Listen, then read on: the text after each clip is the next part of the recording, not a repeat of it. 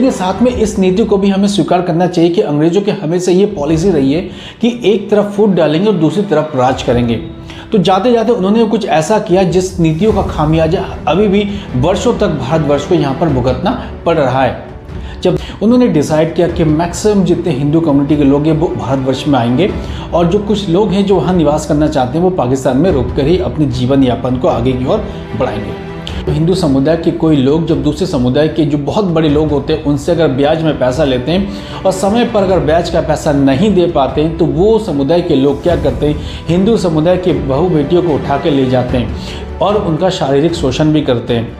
इस तरीके से देखा जाए तो ये बहुत बड़ा एक इशू है कि अगर ब्याज का पैसा समय पर नहीं देते तो उनके घर से बहू बेटियों को उठा के ले जाते हैं। और नमस्कार दोस्तों, जैसा कि आप जानते हैं कि 1947 में लगभग 200 वर्ष की गुलामी के बाद भारत को अंग्रेजों से आज़ादी मिली।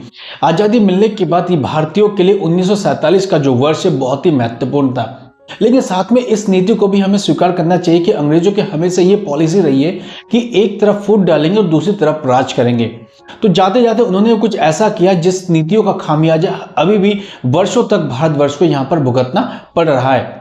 जब देश को आज़ादी मिली तो देश के उन्होंने विभाजन किए। विभाजन के फलस्वरूप एक तरफ पश्चिमी पाकिस्तान बनाया तो दूसरी तरफ पूर्व पाकिस्तान यहाँ पर बनाया। पश्चिमी पाकिस्तान और पूर्वी पाकिस्तान बनाने के बाद यहाँ पर उस कालखंड में एक खेल यहाँ पर प्रारंभ हुआ कि जो मुसलमान भारत में रहना चाहते हैं वो भारत में रहेंगे और जिनको पाकिस्तान जाना है वो पाकिस्तान जा सकते हैं। तो उसी के साथ जो पाकिस्तान में जितने हिंदू लोग हैं अगर वो वहाँ रहना चाहते हैं तो वहाँ रह सकते हैं और जो इंडिया जाना चाहते हैं वो इंडिया आ सकते हैं। ये खेल चालू हुआ, लेकिन इस खेल के पीछे बहुत सारी कहानियां छुपी हुई है। क्या यहाँ से गए वहाँ कि जितने लोग हैं या पाकिस्तान से भारतवर्ष में आए लोग उनकी हालत क्या है, पाकिस्तान में जितने भी हिंदू हैं वो अभी सुरक्षित है या नहीं है, उनकी दुर्दशा क्या है। तो दोस्तों हमारी जो आज की इस वीडियो है, इस वीडियो में हम बात करेंगे कि पाकिस्तान में निवास कर रहे हिंदुओं की असली दुर्दशा क्या है, या हिंदुओं की यहाँ पर जो दशा है वो बहुत सुधारी गई है या हिंदू अभी भी वहाँ पर बहुत सारी यातनाओं को झेल रहे हैं। पाकिस्तान के बनने के बाद वहाँ पे जितने हिंदू के जो कम्युनिटी के लोग थे उन्होंने डिसाइड किया कि मैक्सिमम जितने हिंदू कम्युनिटी के लोग हैं वो भारतवर्ष में आएंगे और जो कुछ लोग हैं जो वहाँ निवास करना चाहते हैं वो पाकिस्तान में रुक कर ही अपने जीवन यापन को आगे की ओर बढ़ाएंगे। तो उसी के मद्देनजर बहुत सारे हिंदू जो लोग हैं वो भारतवर्ष में आ चुके थे और कई जो लोग थे वो पाकिस्तान में ही रह गए थे। उन्हें लगा कि पाकिस्तान एक सुरक्षित देश होगा और पाकिस्तान की जो नई सरकार होगी उनकी हर ज़रूरतों को पूरा करेगी, उनके बातों को गौर से सुनेगी।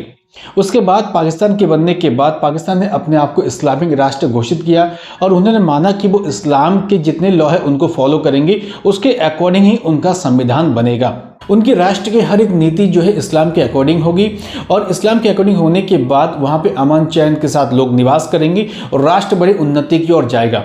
लेकिन दोस्तों ये कल्पना थी कि कल्पना के साथ हकीकत में वहाँ पर क्या है बहुत कहना बहुत मुश्किल है, क्योंकि वहाँ हिंदुओं की जो हालात है बहुत ही यहाँ पर दयनीय स्थिति में पहुँच चुकी है। एक ताज़ा सर्वे के अकॉर्डिंग पाकिस्तान में कुल अभी 23 करोड़ की आबादी है। 23 करोड़ की आबादी में हिंदुओं की जो संख्या है वहाँ पर सिर्फ 40 लाख है। यानी एक हिसाब से देखा जाए तो 23 करोड़ की आबादी में हिंदू 2% से भी वहाँ पर कम है। यानी 70 साल होने के बाद भी आज भी हिंदू वहाँ पर जो जिस अवस्था में है उनकी दुर्दशा बहुत दयनीय है। दिन भर वहाँ अत्याचार होते, उनकी कोई सुनवाई नहीं होती है। 1947 में जब भारत और पाकिस्तान का विभाजन हुआ तो यहाँ पर 428 मंदिर थे। यानी पाकिस्तान में तत्कालीन 428 बहुत बड़े बड़े मंदिर थे।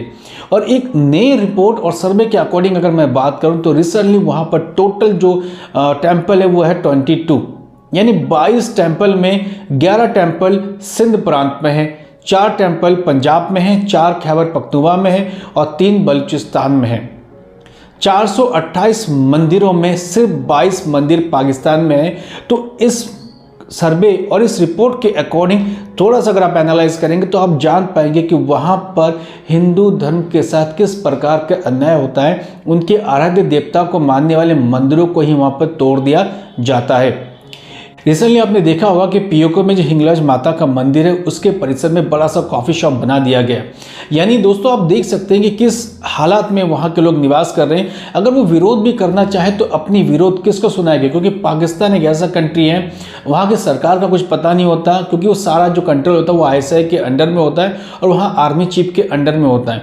यानी वहाँ के जितने लोग हैं अगर मानव अधिकार संगठन के पास भी जाते हैं तो वो अपनी बातें किसको सुनाएंगे, ना ही उनकी बातें को सुनने वाला नहीं होता है। दोस्तों अब मैं यहाँ बात करूँगा कि जो हिंदू कम्युनिटी के लोग हैं उनके साथ किस प्रकार की घटना होती है और उनका पॉपुलेशन दिन ब दिन इतना कम क्यों होता है, उसको बताने से पहले एक वीडियो मैं यहाँ शेयर कर रहा हूँ। सबसे पहले आपको इस वीडियो को जरूर देखना। कार्यकर्ता रमेश जयपाल की मदद से दयालूराम ने हिंदू बच्चों के लिए ये स्कूल शुरू किया है। उनका आरोप है कि सरकारी स्कूलों में इस्लामियत थोपी जाती है। उधर इस्लामियत पढ़ाई जाती है, हमारे मजहब की जो ना उधर कोई चीज़ नहीं पढ़ाई जाती, क्योंकि ना तो कोई टीचर होता है ना कोई गवर्नमेंट का कोई इस तरह का है कोई शेड्यूल। पाकिस्तान के पंजाब प्रांत की सरकार इन शिकायतों से वाकिफ है। हालांकि सरकार का कहना है कि गैर मुस्लिम छात्रों के लिए इस्लाम की पढ़ाई के अलावा दूसरा विकल्प भी मौजूद है। दोस्तों आपने इस वीडियो पे देखा कि वहाँ के हालात क्या है, किस तरीके से हिंदू बच्चों को वहाँ पर और किस हालात में पढ़ाया जा रहा है। अब दोस्तों यहाँ पर बात करना चाहूँगा कि पाकिस्तान में निवास कर रहे हिंदू की दुर्दशा इतनी खराब क्यों है और इनके साथ होने वाले अन्याय का मुख्य कारण क्या है। अगर मैं फर्स्ट नंबर पे बात करूं तो वो है जबरन धर्मांतरण।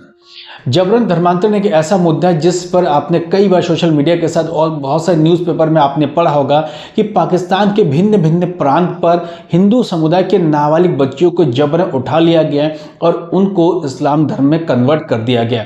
या कई बार आपने सुना होगा कि अदालत में जब इन चीज़ों को उछाला जाता है तो वहाँ पर वो बच्ची बयान देती है कि मैंने स्वेच्छा से इस्लाम धर्म को कबूल किया है। लेकिन इसके पीछे कहानी अगर आप जाएंगे तो पता चलेगा कितनी फोर्सफुली ये काम किया गया और एक बड़ी साजिश है कि वहाँ हिंदू समुदाय के लोगों की संख्या को कम करना और धीरे धीरे जितने वहाँ माइनॉरिटीज़ के लोग हैं उनको इस्लाम धर्म में कन्वर्ट करना है। इस साजिश के पीछे कौन है, तो अगर आप उसको डीपली जाएंगे तो आपको पता चलेगा इस साजिश के पीछे बहुत बड़ी उनकी एक ताकतें यहाँ पर काम कर रही है। तो जबरन धर्मांतरण एक तरफ से बहुत बड़ा इशू है जिसके कारण हिंदू कम्युनिटी के जो लोग हैं वहाँ धीरे धीरे कम हो रहे या कुछ बहुत सारे लोग इस्लाम में कन्वर्ट हो जा रहे हैं। मुख्य बिंदु पर बात करूँ तो सबसे पहले यहाँ पर एक और चीज़ों पर हमें बात करनी चाहिए, वो है फिरौती और अपहरण।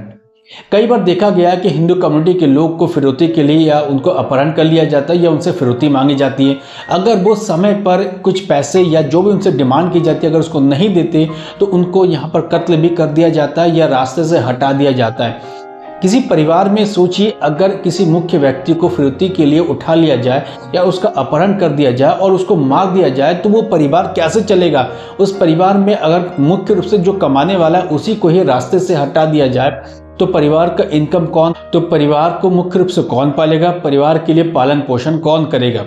इस हिसाब से देखिए तो धीरे धीरे ये एक उनकी स्ट्रैटेजी होती है जिससे माइनॉरिटीज़ के लोग को परेशान किया जाए, उनको मार दिया जाए या रास्ते से हटा दिया जाए और धीरे धीरे उनके पॉपुलेशन की ग्रोथ को कम कर दिया जाए।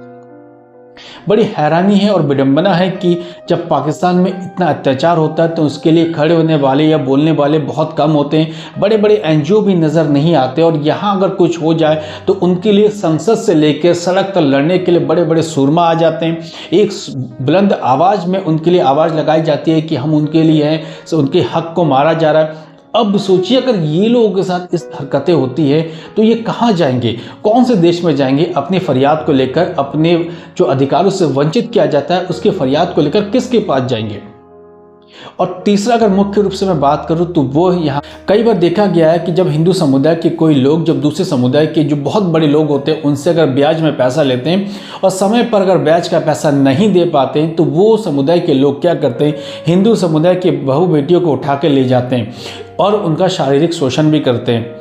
इस तरीके से देखा जाए तो ये बहुत बड़ा एक इशू है कि अगर ब्याज का पैसा समय पर नहीं देते तो उनके घर से बहू बेटियों को उठा के ले जाते हैं और उनका शारीरिक शोषण करते हैं, उनके साथ गलत व्यवहार करते हैं, जिससे क्या होता है कि कई बार वो महिलाएं आत्महत्या कर लेती है और उस परिवार को सदमे में रहना पड़ता है। धीरे धीरे इस परिवार की जनसंख्या भी कम होती है और हिंदुओं के मन में एक डर का माहौल पैदा हो जाता है कि आपको यहाँ रहना है तो उनके हिसाब से और तौर तरीके से चलना पड़ेगा।